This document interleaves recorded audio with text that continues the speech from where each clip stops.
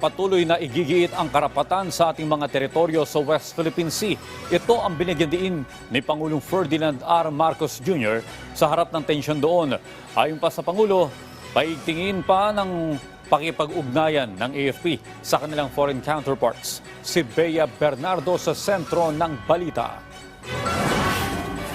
Kinilala ni Pangulong Ferdinand R. Marcos Jr. ang katapangan ng mga miyembro ng Armed Forces of the Philippines sa pagprotekta ng ating bansa sa kanilang anibersaryo.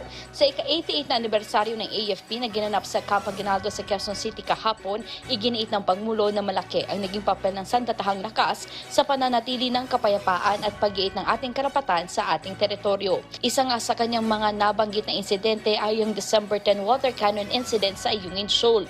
Personal na nasaksihan ni AFP Chief of Staff General Romeo Browner ang nangyari dahil sakay siya ng unay sa May 1 na papunta ng BRP Sierra Madre na magdadala ng supply para sa mga tropa. Recent incidents involving no less than our AFP Chief of Staff is worrisome. Yes, but it is a proud demonstration of Filipino courage against coercion and our firm. Sinabi din ng Pangulo sa AFP na palakasin ang kanilang pakikipag-ugnayan at alyansa sa kanilang foreign counterparts. Magugunit ang ngayong taon maliban sa Estados Unidos, nagsagawa rin ng mga military exercise ang Pilipinas kasama ang Australia.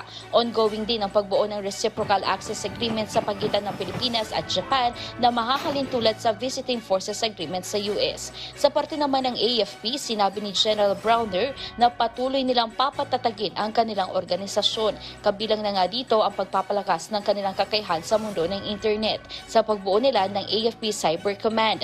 Target din na bumuo ng AFP Joint Special Operations at reorganization ng AFP Presidential Security Command at maging ang reestablishment ng AFP Counterintelligence Group at patuloy pa rin isusulong ng AFP ang modernization program.